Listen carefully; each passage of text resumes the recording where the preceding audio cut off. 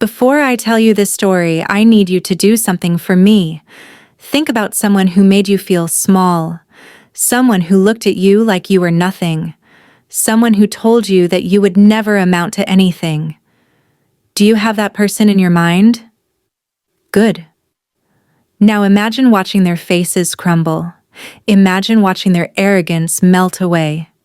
Imagine the exact moment when they realize they lost.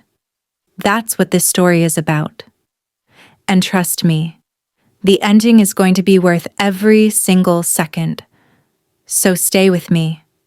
Don't click away. Because what happens in that lawyer's office? It's the kind of justice that only happens once in a lifetime. I will never forget the look on my mother's face. She was sitting in that leather chair, dressed in her finest clothes, pearls around her neck, and looking at me like I was nothing more than dirt beneath her expensive shoes. And with a cold smile, she said the words I had heard my entire life. "You are always a disappointment. You will get nothing. Absolutely nothing." My stepbrother sat beside her, grinning from ear to ear. He had already won, or at least, that's what he thought. But then the lawyer opened a folder. He adjusted his glasses. He cleared his throat. And what he said next made my mother's smile disappear forever. Her jaw dropped. Her hands started shaking. And for the first time in my entire life, I saw fear in her eyes. But wait, I'm getting ahead of myself. Before I tell you what the lawyer said, you need to understand something. You need to understand who these people really were. You need to understand what they did to me. And you need to understand why this moment meant everything. So let me take you back to where this story truly begins. And trust me, what you're about to hear is going to make that ending hit so much harder. I was born into what most people would call a good family. My father was a kind, hard-working man. He owned a small construction business that he had built from nothing. He wasn't rich, but he was comfortable. He had earned everything through sweat and sacrifice. My mother, she was beautiful, charming, the kind of woman who knew how to smile at the right people and say the right things. Everyone in our small town adored her. But behind closed doors, she was a monster. You know, it's funny how some people can fool the entire world. They wear masks so perfect, so convincing, that nobody sees the darkness underneath. But the people who live with them, the children who depend on them, they see everything. You see, my mother never wanted me. She told me this when I was 7 years old. I remember it clearly. I had come home from school with a drawing I made for her. It was a picture of our family, my dad, my mom, and me, standing in front of our house with a bright yellow sun. I was so proud of it. I couldn't wait to show her. But when I ran into the kitchen and handed it to her, she barely glanced at it. "What is this?" she asked, her voice flat.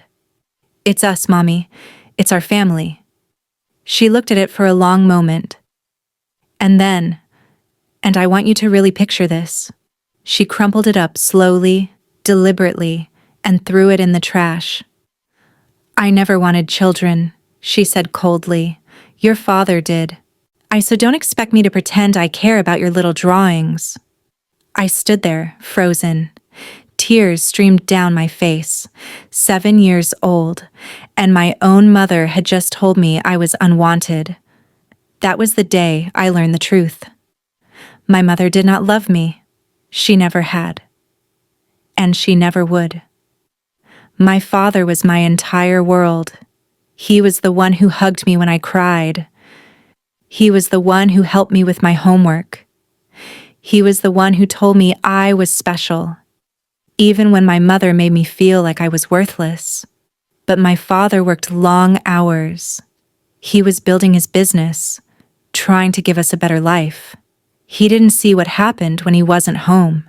He didn't see the way my mother ignored me for hours. He didn't hear the cruel words she whispered when no one else was around, and he certainly didn't know about the punishments.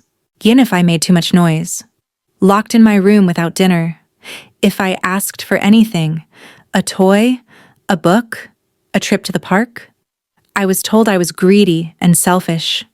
If I cried, I was told to stop being dramatic. I learned very quickly to stay quiet, to stay invisible, to ask for nothing. Because in my mother's eyes, I was already nothing. But here's the thing about being treated like nothing your whole life. Eventually, you either break completely or you become unbreakable. And what happened next? It tested me in ways I never imagined. Now, if you're watching this and thinking, this is already terrible, I need you to brace yourself.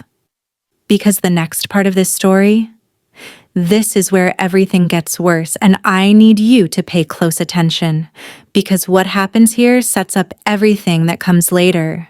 If you're not subscribed yet, now is the time. Hit that button. Because stories like this, they don't come around often, and you don't want to miss what happens next. Things changed when I was 10 years old. That was the year my parents' marriage started falling apart. I would hear them arguing late at night. My father's voice, tired and confused. My mother's voice, sharp and accusing. "You're never here," she would scream. "I'm trapped in this house with that child, and you don't even care." That child. That's what she called me. Not my name. Just that child. The arguments got worse. And then one night, my father sat me down and told me the truth. "Your mom and I are going to take a little break," he said gently. "But I promise you, no matter what happens, I will always be here for you." They separated. My mother moved out. And honestly, those were the happiest years of my childhood. For 2 years, it was just me and Dad. He would come home from work, and we would cook dinner together. He taught me how to play chess. He took me fishing on weekends. He made me feel like I mattered. For the first time in my life, I felt loved. But happiness never lasts when you're in a story like this, does it? When I was 12, my mother came back. She showed up at our door with tears in her eyes, begging my father for another chance. "I've changed," she said. "I was lost, but now I've found myself. Please, let me come home." My father, kind and forgiving as he was, believed her. I didn't trust her. Not for a second. But I was 12. Who was going to listen to me? She moved back in. And for a few months, things seemed better. But then she introduced us to someone new. Derek. Now, I want you to remember this name, Derek. Because this person is going to play a major role in everything that happens. And by the end of this story, you're going to despise him almost as much as you despise my mother. Derek was the son of a man my mother had been seeing during the separation. Yes, you heard that right. While my parents were taking a break, my mother was with someone else. And when that relationship ended, she had somehow convinced my father to let her bring Derek into our home. "He has nowhere else to go," she pleaded. "His father abandoned him. He needs a family." Derek was 2 years older than me. He was tall, athletic, and charming, just like my mother. And from the moment he walked through our door, everything changed. Suddenly, my mother had the child she always wanted. Derek got new clothes while I wore hand-me-downs. Derek got praise while I got criticism. Derek got love while I got silence. My mother would bake cookies for Derek but tell me I needed to watch my weight. She would attend all of Derek's football games but forget about my science fair projects. She would hug Derek and tell him how proud she was of him, while I stood in the corner, invisible. Can you imagine that? Watching a stranger get the love you begged for your entire life? Watching your own mother treat someone else's son like her real child, while treating you like a burden? It broke something inside me. But I want you to hold on to this anger. Because when the ending comes, it's going to feel so, so good. What I'm about to tell you is the hardest part of this story. If you need to pause and take a breath, I understand. But please, come back. Because what happens after this tragedy is what makes everything worth it. The summer before my 17th birthday, my father collapsed at work. He had been complaining about chest pains for weeks, but he refused to see a doctor. He said he didn't have time. He said there was too much work to do. He was trying so hard to provide for us. He was killing himself trying to make everyone happy. And by the time the ambulance arrived, it was too late. My father, the only person in the world who truly loved me, was gone. I remember standing at his funeral, feeling like someone had ripped my heart out of my chest. The sky was gray, rain was falling, and I stood there in a borrowed suit, shaking, crying, completely broken. And while I stood there, sobbing, my mother stood beside Derek, whispering something in his ear. She didn't even look at me, not once. You know what's strange? Even after everything she had done, I still hoped, in that moment, that she would comfort me. I still hoped that losing my father would bring us together. That maybe, just maybe, she would finally see me as her son. But I was wrong. I was so wrong. Weeks after my father's passing, my mother sat me down at the kitchen table. "Your father left everything to me," she said matter-of-factly. "The house, the business, everything." I stared at her in shock. "What about me?"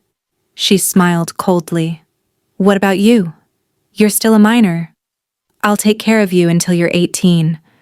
After that, you're on your own." "But Dad would have wanted—" "Your father wanted a lot of things," she interrupted. "But he's gone now, and I'm in charge."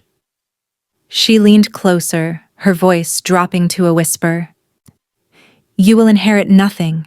Do you understand me? Nothing." Now, I know what you're thinking. There's no way this is legal. There's no way a father would leave his son nothing. And you're right. Something wasn't adding up. But I was 16. I didn't know anything about wills or estates or legal rights. And my mother? She made sure I never found out. At least, not until years later. Remember this moment. Because it's going to come back in a very big way. Stop whatever you're doing. I need your full attention for the next 30 minutes. Because what I'm about to tell you is the kind of story that changes how you see family, loyalty, and justice forever.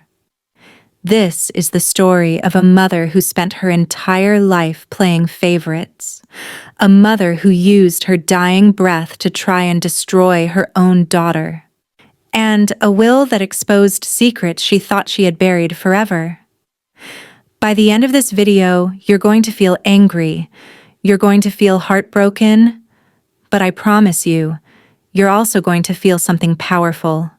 Justice. So stay with me. Don't click away. Because the moment that reading happened, everything she built on lies came crashing down. The hospital room smelled like antiseptic and dying flowers. My mother lay in that bed, her skin pale, her breathing shallow, surrounded by machines that beeped in rhythm with her fading heartbeat.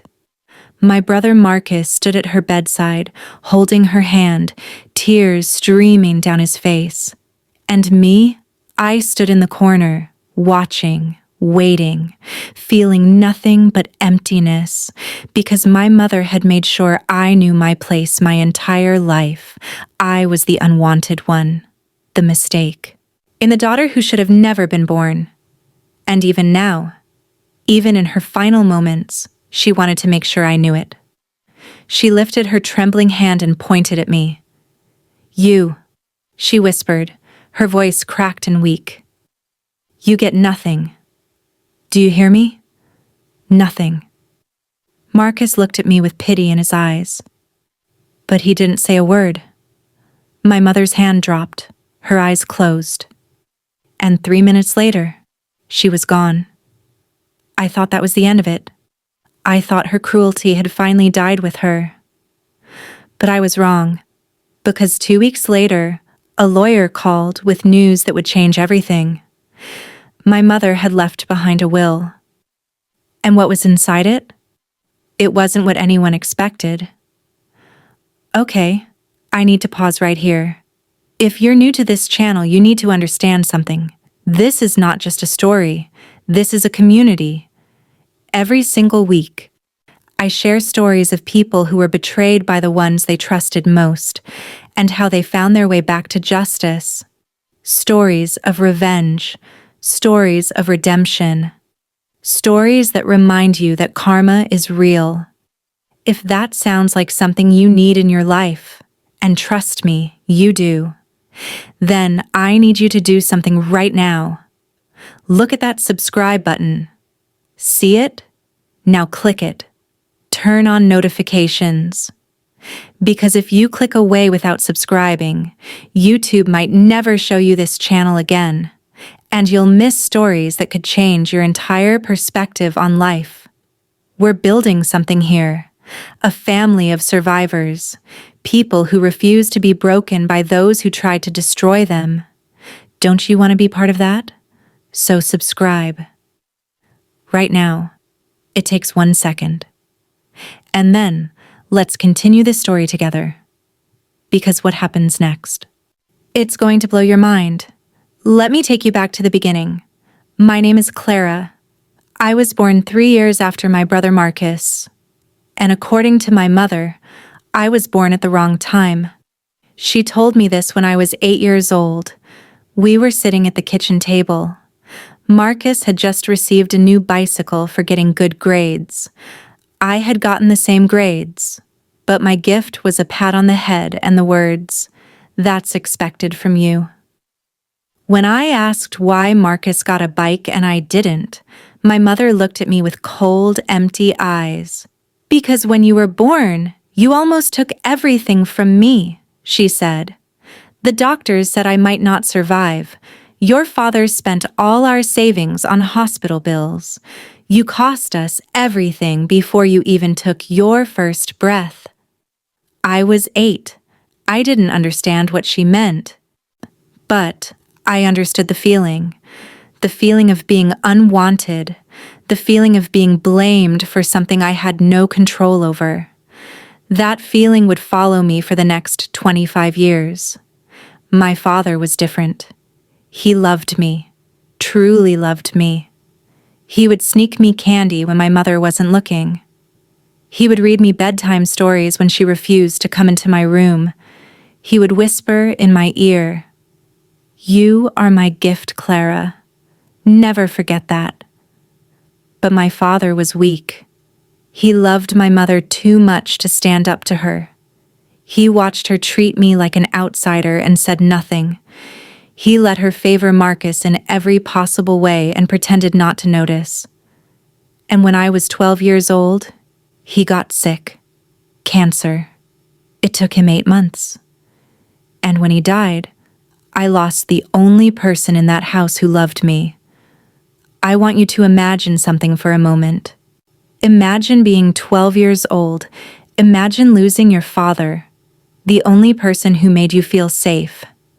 And imagine watching your mother cry at his funeral, knowing that once the tears dried, you would be completely alone. That was my reality. And it only got worse from there. After my father's death, my mother changed, or maybe she just stopped pretending. Marcus became her entire world. She poured every ounce of love, money, and attention into him. She paid for his private school. She bought him a car at 16. She funded his college education without blinking an eye. And me? I got hand-me-downs, I got leftovers. I was silent. When I asked for help with college, she laughed. You want me to pay for your education? After everything you cost me? Figure it out yourself. So I did. I worked 2 jobs while going to community college. I studied at night and worked during the day. I slept 4 hours a night for years. And slowly, painfully, I built a life for myself. I became a nurse. I got my own apartment. I created a life that had nothing to do with my mother or my brother. I thought I was free. But family has a way of pulling you back in. Quick pause. If you're watching this and thinking, this is exactly like my life, I want you to drop a comment right now. Tell me your story. Tell me who made you feel invisible, because I read every single comment, and sometimes just knowing someone else understands is enough to keep going. Also, if you haven't subscribed yet, what are you doing? Hit that button. Join this family, because we're just getting to the part where everything changes. Let's keep going. 10 years passed. 10 years of building my own life. 10 years of healing. 10 years of silence between me and my family. And then, out of nowhere, I got a phone call. It was Marcus. Mom's sick, he said. His voice was flat, emotionless. She's asking for you. I almost laughed. Asking for me? The daughter she threw away? The daughter she blamed for ruining her life? Why would she ask for me? I asked. Marcus was quiet for a moment. She needs a kidney transplant, and I'm not a match. There it was. The truth. She didn't want me. She needed me. After everything she had done, after decades of cruelty, neglect, and rejection, she needed my body to save her life. And the worst part? I actually considered it. I know what you're thinking. Clara, don't do it. She doesn't deserve it. And you're right. She didn't deserve it. But here's the thing about being raised to feel worthless. You spend your whole life trying to prove your worth to the people who will never see it. Part of me thought, maybe if I save her life, she'll finally love me. Maybe if I give her this gift, she'll finally see me as her daughter. It's pathetic, I know. But that's what years of emotional neglect does to a person. It makes you desperate for crumbs from people who would never give you the whole loaf. I went to the hospital. I sat by her bed. She looked so small, so fragile, so different from the cold, powerful woman who had controlled my childhood. Clara, she whispered. You came. I came, I said. She reached for my hand, and for one moment, one tiny moment, I saw something in her eyes. Something that looked like regret. I need you to do something for me, she said. I know. Marcus told me about the kidney. She shook her head slowly. Not just that. I need you to promise me something. I leaned in closer. Promise me you'll take care of Marcus after I'm gone. Promise me you'll make sure he gets everything. The house. The money. All of it. I pulled my hand back. Even now. Even on her deathbed. She was thinking about Marcus. Only Marcus. What about me? I asked, my voice breaking. She looked at me with those cold eyes I knew so well. You are always strong, Clara. You don't need anything. Marcus is sensitive. He needs to be taken care of. Strong. That's what she called me. As if strength was a reason to be abandoned. As if surviving her cruelty meant I deserved nothing. I did the tests anyway. I was a match. A perfect match. The doctors said the surgery could be scheduled within 2 weeks. But they said my mother had a strong chance of recovery if we moved quickly. But then, something happened. The night before I was supposed to sign the consent forms, my mother called me into her room. I've made my decision, she said. About what? She smiled. That cold, cruel smile I remembered from childhood. I've updated my will. Everything goes to Marcus. The house, the savings, my jewelry, everything. She paused. You get nothing, Clara? You were always going to get nothing. I just wanted to make sure you knew that before you gave me your kidney. I stared at her in disbelief. You're telling me this now? The night before I was going to save your life? She nodded. I wanted you to know the truth. I didn't want you to have any illusions. You're doing this because you're a good person, not because you'll get anything in return. I stood up from the chair. My hands were shaking. My heart was pounding. And for the first time in my life, I said the words I had always been too afraid to say. Then find another donor. I walked out of that hospital room, and I never looked back. 3 weeks later, my mother died. They found a donor eventually. Some distant relative who was a partial match. The surgery was risky. Her body rejected the kidney. And just like that, she was gone. I didn't go to the funeral. I couldn't. Marcus called me dozens of times. He left voicemails filled with anger and accusations. You killed her, he said in one message. You could have saved her, and you chose to let her die. You're a monster, Clara. A heartless monster. I deleted every message. It's because I knew the truth. I didn't kill her. She killed any chance of me saving her the moment she told me I was worthless. She made her choice, and I made mine. Let me ask you something. Do you think Clara made the right choice? I want you to drop your answer in the comments right now. Yes or no, because this question matters, and I want to know what you think. Also, we're about to get to the part of this story that changes everything. If you're not subscribed, you're going to regret it. Because what happens next is the kind of twist that only happens in real life. Hit that subscribe button. Turn on the bell. And let's see what that will really say. 1 month after my mother's death, I received a letter. It was from a law firm I had never heard of. The letter said I was required to attend the reading of my mother's will. I laughed when I read it. Why would I need to be there? She'd already told me I was getting nothing. She had made that crystal clear. But something in the letter caught my attention. Your presence is mandatory. Failure to attend may result in forfeiture of entitled assets. Entitled assets? I had no entitled assets. Unless there was something my mother didn't tell me. The law office was small and cluttered. Marcus was already there when I arrived. He sat in a leather chair looking smug and satisfied. He didn't even look at me when I walked in. I don't know why you're here, he muttered. You're getting nothing. I didn't respond. I just sat down and waited.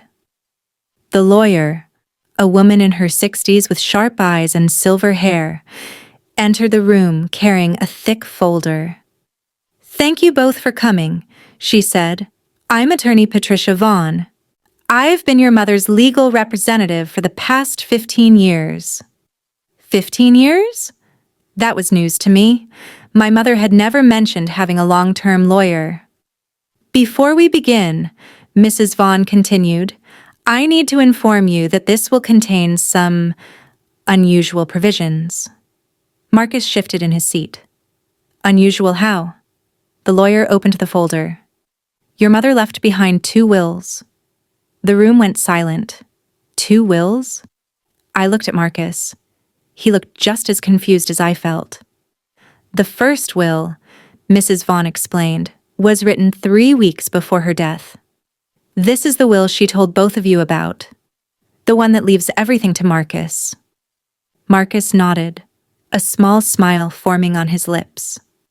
However, the lawyer continued, there is a second will. One that was written 12 years ago, shortly after your father's death. My heart stopped. According to legal protocol, When two wills exist, the most recent one takes precedence. Unless there is evidence of undue influence, diminished capacity, or fraud. She looked directly at me. Clara, your grandmother, your father's mother, suspected that something was wrong. Before she passed away 2 years ago, she hired me to investigate. I couldn't breathe. What did you find? I whispered. Mrs. Vaughn pulled out a thick envelope. I found this. Inside the envelope was a collection of documents, medical records, financial statements, and a handwritten letter. A letter from my father, written 25 years ago, before he died. Mrs. Vaughn began reading the letter aloud. To my beloved daughter Clara, if you're reading this, it means I'm gone, and it means your mother has tried to take everything from you. I knew this day would come. I knew she would try to erase you from our family the moment I wasn't there to protect you. But I made arrangements. Years ago, I put money aside for you, money your mother never knew about. It's held in a trust that becomes accessible on your 35th birthday or upon your mother's death, whichever comes first. I also made a will, a real will, one that your mother couldn't touch. In that will, I left you the house. I left you half of everything I owned. I left you what you always deserved, a fair share. Your mother will try to write her own will. She'll try to give everything to Marcus, but she can't give away what she doesn't own. The house was in my name, Clara, not hers. She had the right to live there, but she couldn't sell it. She couldn't transfer it, and she couldn't leave it to anyone, because it was always meant for you. I'm sorry I wasn't strong enough to stand up for you while I was alive. I'm sorry I let her treat you like you didn't matter. But I need you to know the truth. You mattered to me. You were my gift. And no matter what your mother told you, you were never a mistake. I love you, Clara. Forever. Dad. I couldn't see through my tears. My father knew. He had known what she would do, and he had spent years quietly making sure I would be protected. While I thought I was completely alone, while I struggled and suffered and believed nobody cared, my father was watching over me, even from beyond the grave. Marcus jumped to his feet. This is ridiculous. That letter could be fake. You can't just... Sit down, Mr. Harrison. Mrs. Vaughn said calmly. The letter has been authenticated. The trust has been verified. And the original deed to the house clearly shows that it was never in your mother's name. She turned to me. Clara, your father's estate, separate from your mother's, amounts to approximately $340,000 in savings, plus the family home, which is valued at $425,000. I couldn't speak. Additionally, the lawyer continued, your grandmother, your father's mother, left her entire estate to you as well. She wanted to make sure you were taken care of. Her estate includes investment accounts totaling $215,000. Marcus's face went white. No, this can't be right. Mom said, your mother lied, Mrs. Vaughn said simply. She spent 30 years lying to both of you. She convinced you that you were entitled to everything. And she convinced Clara that she deserved nothing. She closed the folder. The truth is very different. I want you to feel this moment. I really feel it. Imagine spending your entire life believing you were worthless, believing you were a burden, believing that your own mother was right, that you didn't deserve love or success or happiness, and then discovering that your father loved you so much, he spent years secretly protecting you. That's what Clara felt at that moment. That's what justice feels like. Marcus followed me out of the law office. His face was red with anger. His hands were clenched into fists. "You planned this," he spat. "You and that lawyer. You planned this whole thing to steal what's rightfully mine." I stopped walking and turned to face him. "Rightfully yours?" "Marcus, nothing was ever rightfully yours. Dad left the house to me. Grandma left her money to me. The only thing you got was what Mom had, which, as it turns out, wasn't much." He stepped closer, his voice dropping to a threatening whisper. "I'll contest this. I'll take you to court. I'll prove that Dad was manipulated, that the will is fake, that you'll lose," I said calmly. "And you'll spend whatever money Mom left you on legal fees fighting a battle you can't win." I stepped even closer, looking him directly in the eyes. "Do you know why Dad left everything to me, Marcus? Because he knew what you really are? He knew that Mom turned you into a selfish, entitled person who only cares about himself." Marcus's eye twitched. "He loved you. He really did. But he saw the truth. He saw that if he left you everything, you would waste it. You would blow through it in years and have nothing to show for it." I paused. "And honestly, that's exactly what you did with everything Mom gave you, isn't it? The money she spent on your education? Wasted. The car she bought you? Crashed. The opportunities she handed you on a silver platter? Gone." His silence told me everything. "I built my life from nothing," I continued. "While you were getting everything handed to you, I was working double shifts and eating ramen noodles. And now I have a career. I have savings. I have self-respect." I turned to walk away. "You have nothing, Marcus. And that's not my fault. That's the result of a lifetime of being told you were special when you weren't." He tried to contest the will. Just like I predicted, he hired a lawyer. He filed motions. He dragged the process out for 8 months. And, in the end, he lost. Every single challenge was dismissed. The documents were authentic. The trusts were legitimate. And my father's final gift was legally, officially, undeniably mine. I sold the house. I know that might seem strange. That house was my father's greatest gift to me, but that house held too many painful memories. Every room reminded me of my mother's coldness. Every corner reminded me of feeling invisible. I didn't need the house to remember my father's love. I had his letter. I had his words. I had the knowledge that he had spent years secretly protecting me. That was worth more than any building. I used the money to do something I never thought possible. I started a foundation. A foundation for children who grew up feeling invisible. Children who were neglected by parents who should have loved them. Children who needed to know that their worth wasn't determined by how their family treated them. I named it the Gift Foundation, because that's what my father called me. His gift. As for Marcus, last I heard, he was living in a small apartment across town. The money Mom left him ran out within 2 years, just like I predicted. He reached out to me once, a text message asking for money. I didn't respond. Some people might call that cold, but I've learned something important over the years.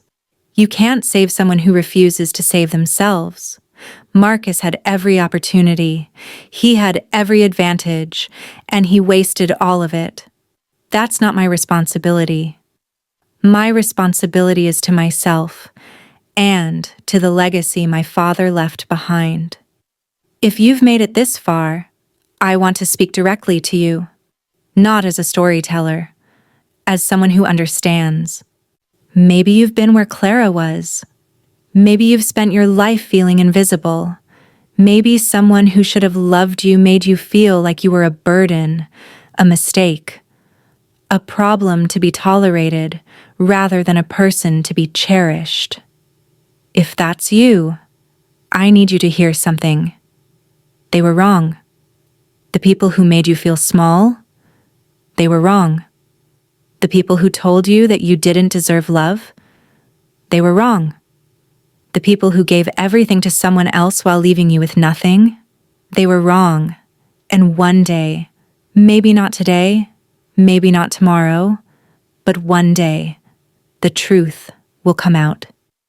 Just like it did for Clara, your worth is not determined by how your family treats you. Your worth is not determined by what you inherit or don't inherit. Your worth is determined by who you choose to become. Clara could have let her mother's cruelty define her. She could have become bitter, angry, consumed by resentment. Instead, she chose to build something beautiful. She chose to take her pain and transform it into purpose. And that's the real victory. Not the money, not the house. The victory is becoming someone your younger self would be proud of. That's Clara's story. The story of a mother who tried to use her dying words to destroy her daughter. And a will that told a very different story. A story of a father's love that reached beyond the grave.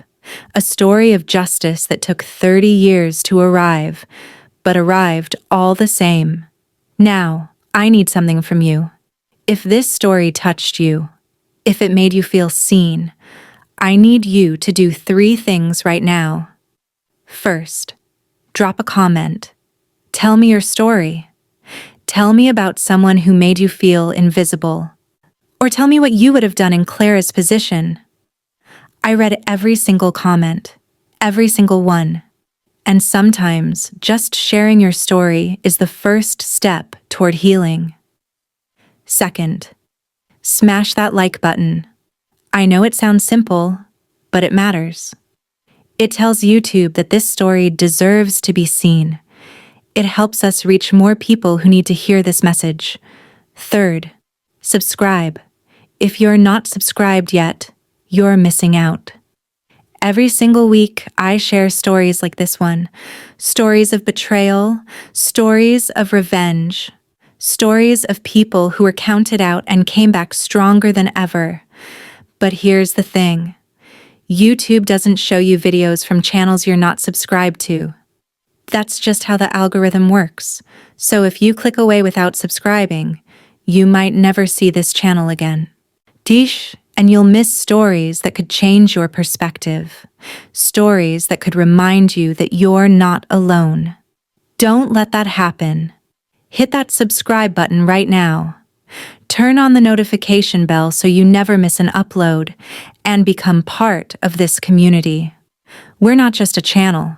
We're a family of survivors, a family of fighters, a family of people who refuse to let their past define their future. Is that you? Then welcome home. Thank you for watching until the very end. It means more than you could possibly know. Take care of yourself. Believe in yourself. And remember, your story isn't over. The best chapters are still being written. I'll see you in the next video.